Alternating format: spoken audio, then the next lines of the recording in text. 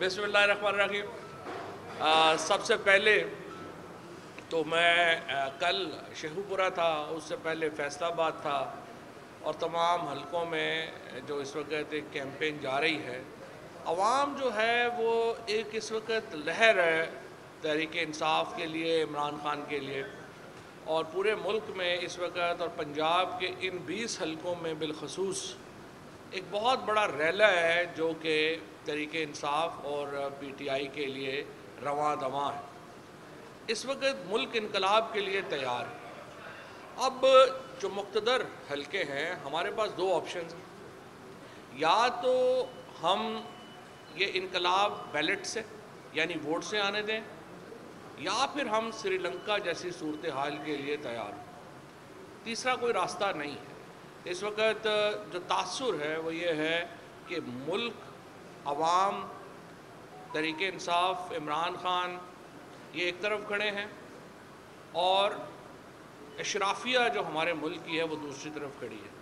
और जब भी अवाम और अशराफिया के दरमियान अगर एक क्लैश होगा वो मुल्क के लिए अच्छा नहीं है। लिहाजा मैं ये समझता हूँ कि इस जो हमारी अशराफिया है उसको समझने की ज़रूरत है। इदारे और अवाम एक ही तरफ अच्छे लगते हैं, उनको दो राहों पे नहीं होना चाहिए। अवाम को और इदारों को एक ही सिमत में होना चाहिए।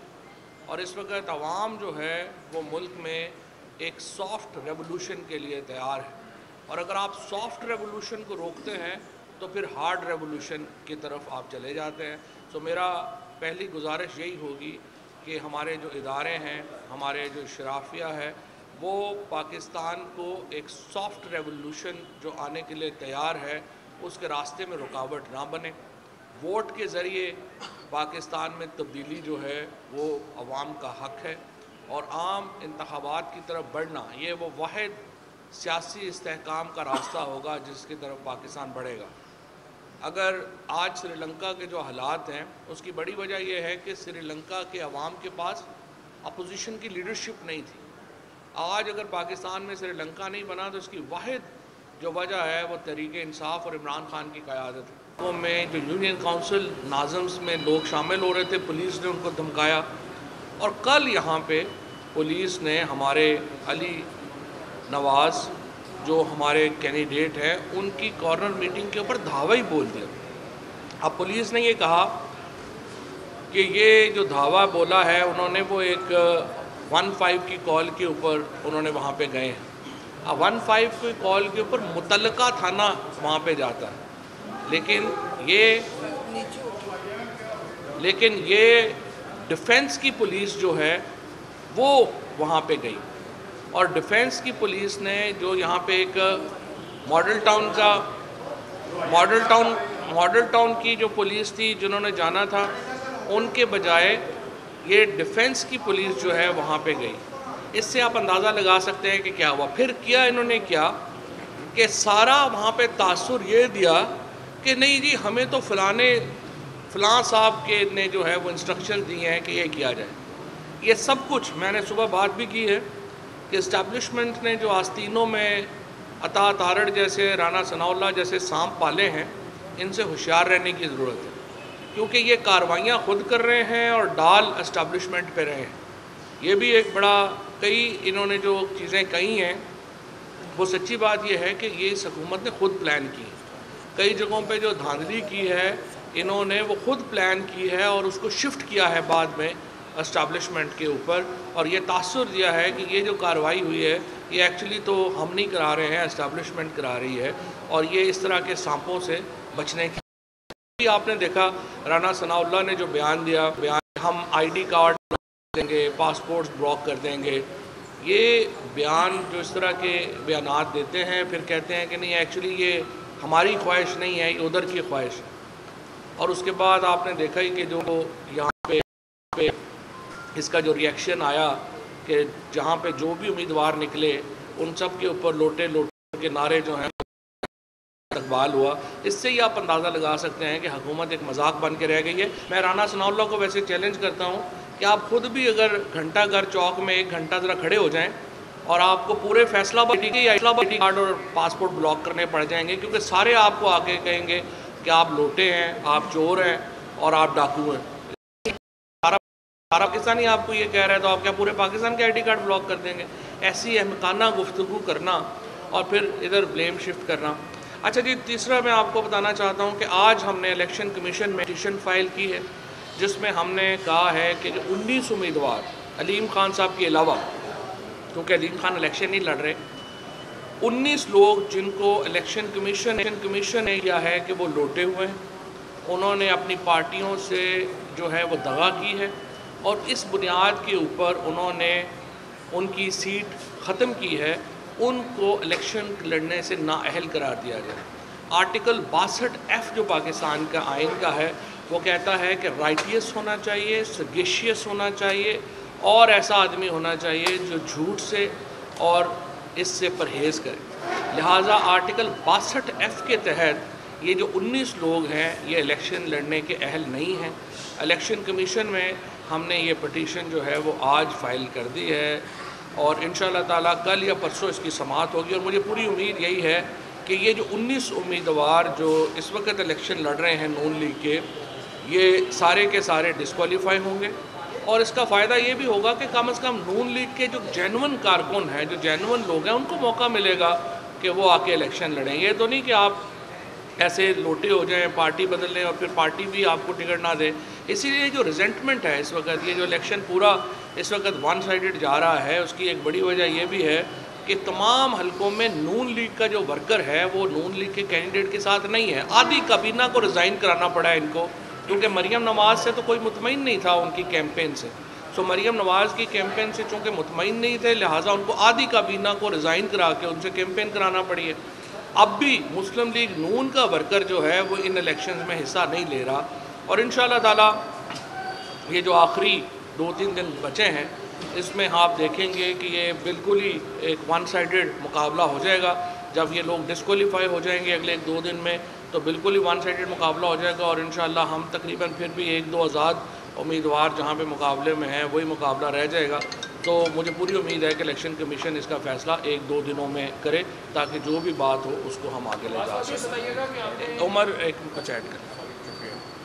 अभी जिस तरह फवाद चौधरी साहब ने पंजाब के अंदर ये जारी ज़िमनी इलेक्शंस के हवाले से बात की कि किस तरह से हमारे कल एक कैंडिडेट मालिक नवाज़ के मरकज़ी दफ्तर के ऊपर पुलिस के ज़रिए जो एक धावा बोला गया है, ये क्लियर कट वायलेशन है जो सुप्रीम कोर्ट के अंदर जो यकीन दहानी करवाई गई थी नून लीग की जानिब से, हमजा शहबाज शरीफ की जानिब से कि बिल्कुल जो है मुखालफिन को जिस तरह से पहले उनके खिलाफ झूठे पर्चे किए जा रहे थे, आपके सामने कि कल वो जो छापा मारा गया उसके ऊपर वो लोगों को हरासा मकसद था हरासा करना, वो छोड़ तो दिए उन्होंने कुछ लोग, लेकिन ये कि उसके अलावा जो भी जो इतलात मिल रही हैं मुख्तलिफ हलकों के अंदर जिस पर इलेक्शन कमीशन को फौरी जो है इस चीज़ का नोटिस लेना चाहिए कि मुखालफिन के जो मेन लीडर्स हैं लोकल्स उनके खिलाफ पर्चे किए जा रहे हैं, नामालूम वर्कर्स के नाम पे पर्चे किए जा रहे हैं ताकि इलेक्शन से पहले जो है उनको अगर उनकी कोई गिरफ्तारियाँ या इस तरीके से हरासा मजीद किया गया तो डेफिनेटली हालात जिस तरह चौधरी साहब ने भी कहा कि हमारी तो कोशिश है कि अमन व अमान कायम रहे, जमहूरियत का इस्तेहकाम हो, क्योंकि आपके सामने इसी पंजाब आप लोगों के सामने 2.5-3 माह पहले मैंने उस वक्त भी कहा था कि ये गैर आइनी गैर कानूनी तरीके से जो है धौंस धांधली के ज़रिए जो है इक़्तिदार पे कब्जा करने की कोशिश की जा रही है और आपने देखा कि 3 महीने बाद अदलिया का फ़ैसला आया तो यही आया कि वो इलेक्शन भी कालअदम हुआ और अब दोबारा जो है वज़ीर आला पंजाब का इलेक्शन होने जा रहा है। तो लिहाजा बर वक्त एक्शन जो है इदारों का लेना बहुत ज़रूरी है और मैं समझता हूँ उनके अपने भी इज़्ज़त वक़ार और साख को बहाल करने के लिए ज़रूरी है कि 17 जुलाई का इलेक्शन जो है इसको साफ और शफाफ इसका इनकाद जो है उसको ज़रूरी बनाया जाए। एक एक करके लेकिन आपने प्री पोल रिगिंग की अगर आपके पास प्रूफ हैं तो आप क्यों नहीं आपने पिटीशन अभी तक दायर की या कब करेंगे? नहीं, वो पिटीशन भी दायर हो गई। प्री पोल रिगिंग की जो पिटीशन है वो सुप्रीम कोर्ट में उमर अयूब साहब ने दायर की है परसों। उसमें सारे सबूत जो हैं वो लगाए गए हैं। जिस तरीके से इन्होंने तमाम एक्शंस लिए हैं उसको हमने साथ लगा के वो सुप्रीम कोर्ट में ये बताएं कि आपने कहा है कि इदारे इनकलाब की राह में रुकावट पैदा ना करें, तो वो तो कहते हैं न्यूट्रल है, तो कैसे ये रुकावट पैदा करें इनकलाब की? मैंने जो बात की है वो अक्लमंद लोगों के लिए। अच्छा कुमार साहब ये बताइए कि पंजाब में हमजा शहबाज की बात की जो कि चैलेंज होगी सुप्रीम कोर्ट में। आज रात में तो कल तक एक्सपेक्टेड है कि प्राइम मिनिस्टर जो है फ्यूल प्राइसेस में एक बड़ा रिलीफ देने जा रही है। पीटीआई बयानियाँ बना रही है कि ये भी फ्री रोड रिगिंग है, इसको भी चैलेंज करेंगे आप। और दूसरा ये जो आपने इलेक्शन कमीशन में आप लिए हैं 19 लोगों के खिलाफ, कितनी एक्सपेक्टेशन है कि 4 दिन बाद इलेक्शन है, कि 4 दिन में फैसला आ जाएगा? नहीं, 2 दिनों में एक्चुअली इलेक्शन कमीशन को तो उस पर फौरी फैसला इसलिए करना है कि इसमें ये जो इमरान अहमद ख़ान न्याजी केस है जो अभी आया आर्टिकल 62F का, उसमें सुप्रीम कोर्ट ने पहले ही प्रिंसिपल्स ले डाउन कर दिए हैं। तो हम तो इलेक्शन कमीशन में हम गए हैं कि जो सुप्रीम कोर्ट में प्रिंसिपल्स ले डाउन है वो आप इम्प्लीमेंट कर दें, वो 4 दिनों में इम्प्लीमेंट हो जाएंगे, कोई प्रॉब्लम नहीं। और दूसरा जो आपका सवाल था पेट्रोल, देखिए हम तो बहुत खुश हैं, पेट्रोल प्राइस दुनिया में इस वक्त गिरी है। कल इमरान खान ने कहा है कि ये 150 रुपये पे लेके आए तेल, जहाँ पे हमारे दौर से ये पेट्रोल इंटरनेशनली अब सस्ता हो गया है, तो अब तो इसको 250 पे रखने की तुक ही नहीं बनती। हम समझते हैं 150 पे लाना चाहिए, जो भी आवाम को अगर रिलीफ मिलेगा हम उसके साथ। अच्छा फवाद साहब, ये बताइएगा कि इस्टेब्लिशमेंट से इस वक्त पीटीआई का कोई राब्ता या मुज़ाकरात वगैरह चल रहे हैं या बिल्कुल नहीं है ऐसा? देखिए नहीं, बात यह है कि इस्टेब्लिशमेंट्स जो हैं वो मुल्क के एक बड़े निज़ाम का हिस्सा हैं और उनके साथ जो एक गुफ्तगू है या उनका राब्ते जो हैं वो कभी 100% वो ख़त्म नहीं करते, किसी न किसी लेवल के ऊपर जारी रहते हैं और इसीलिए तो इस्टेब्लिशमेंट रोज़ बदल जाती है, कभी एक के साथ कभी दूसरे के साथ। सर, ये जो मिस्टर एक्स और मिस्टर वाई है, ये सिविल एबीसी में से है या अस्करी एबी? बस वो भी ज़रा जो अक्लमंद लोग हैं उनके लिए। अच्छा फवाद साहब, ये बताइएगा कि इमरान खान साहब ने एक्स और वाई अब नई टर्म जो है जो इंग्लिश में मुतारफ़ करवा दी हैं, ये बता दीजिएगा एक्स और वाई को क्या करना होगा ताकि पीटीआई मुतमिन रहे और 17 जुलाई का जो भी रिजल्ट आता है, क्या आपके हक में 20 की 20 सीटें कर दें? एक्स और वाई को सिर्फ ये करना है कि वो कुछ ना करें कर रहे हैं वैसे, बस यही कुछ। सर ये बताइएगा 10 का इलेक्शन जो हुआ था आपके दौर में, अगर समझते हैं मौसम भी आजकल बड़ा ख़राब है और 10 दिन भी ख़राब रहेगा, अगर 10 का इलेक्शन की तरह मौसम ख़राब हुआ, चीज़ें उसी तरह हुई तो फिर पीटीआई का लाएगा? नहीं, बात यह है जी, इस वक्त जिस तरह से मैं आप तमाम सर्वेज उठा के देखें, आप लोगों के अपने वहाँ पे नुमाइंदे हैं, एक अवाम का सुनामी है इस वक्त इंशाल्लाह। ये धांधली सांधली होती है जहाँ पे मुकाबला हो 50-50 का, इस वक्त कोई मुकाबला नहीं है। तो मुझे पूरी उम्मीद है वो हम बार बार पीटीआई और तमाम हम वार्न कर रहे हैं, जो हो रहा है बता भी रहे हैं, लेकिन मुकाबला इंशाल्लाह नहीं होगा। आप देखेंगे 22 तारीख को हमजा शहबाज पंजाब के वज़ीर आला नहीं होंगे। अभी भी जो ये वज़ीर आला हैं ये सिर्फ फिल इन द ब्लैंक के लिए हैं, ये तो सिर्फ इनको रखा हुआ है कि ये गाड़ियाँ शाड़ियाँ वापस नहीं करना चाह रहे थे, तो सुप्रीम कोर्ट ने पता नहीं इनको, अभी भी सुप्रीम कोर्ट की जजमेंट 50 दफ़ा पढ़ लें, मुझे भी समझा दें कि ये किस कानून के तहत वज़ीर आला है। लेकिन चलें, अब सुप्रीम कोर्ट ने कहा है तो हाथी के पाँव में सबका पाँव। सुप्रीम कोर्ट का हर फैसला दुरुस्त नहीं होता, लेकिन सुप्रीम कोर्ट का हर फैसला फ़ाइनल होता है, तो इसलिए जो फ़ाइनल हो फैसला है उसको हम ज़ाहिर है उसके ऊपर सर तस्लीम हम करते हैं। असूली तौर के ऊपर तो हमजा को ख़ुद भी को गैरत होनी चाहिए, इसको मॉडल टाउन जाके बैठना चाहिए। मतलब गाड़ियाँ पेट्रोल और ये इसके लिए वो बैठे हुए हैं यहाँ पे, और अपना इनको शर्म नहीं आ रही कि आप ना आप इलेक्टेड हैं, ना आपके पास जो है कोई काम है, आप ऊपर चीफ मिनिस्टर चढ़ के बैठा हुआ है और एक पुलिस वाले अपने 5 हाथ लगाए हुए हैं। बहरहाल इनके आखिरी दिन है, 22 तारीख को इंशाल्लाह हमजा नहीं होगा और फिर हमें उम्मीद यही है कि 23 तारीख को MKM और BAP अलहदगी का ऐलान कर देंगी 17 के इलेक्शन के बाद, तो इंशाल्लाह 30 तारीख तक हमें उम्मीद है कि इस हुकूमत से हमारी जान छूट जाएगी। शबीर गुज्जर और नवाज़ अबान के साथ जिस तरह के वाक़े पेश आए हैं, क्या समझते हैं कि 17 जुलाई के इलेक्शन जो है वो बहुत पुरअमन होंगे? शबीर गुज्जर और अली नवाज़ अमान के साथ जो वाक़यात हैं, इसीलिए तो मैं कह रहा हूँ कि इंतशार नहीं होना चाहिए, हमें इंतशार की तरफ नहीं जाना, हमने एक लॉ एंड ऑर्डर बरकरार रखना और यही हमारा फ़ायदा। अच्छा फवाद साहब, ये बताइएगा कि आपकी चौधरी परवेज़ इलाही से मुलाकात हुई है, क्या पीटीआई का एजेंडा होगा कि अगर पीटीआई सीटें जीतती है और पंजाब में हुकूमत बनाती है, हुकूमत को कंटिन्यू करेंगे बाकी 1 साल के लिए, या फिर जिस तरह आप जनरल इलेक्शन में जाना चाहते हैं असम्बलियाँ तोड़ के? सियासत एक बहते दरिया की तरह है, ये इसमें रोज़ नया पानी आता है, रोज़ नई स्ट्रेटजी बनती है। फ़िलहाल तो चौधरी परवेज़ इलाही साहब को बिठा तो लें, फिर अगला सोचेंगे।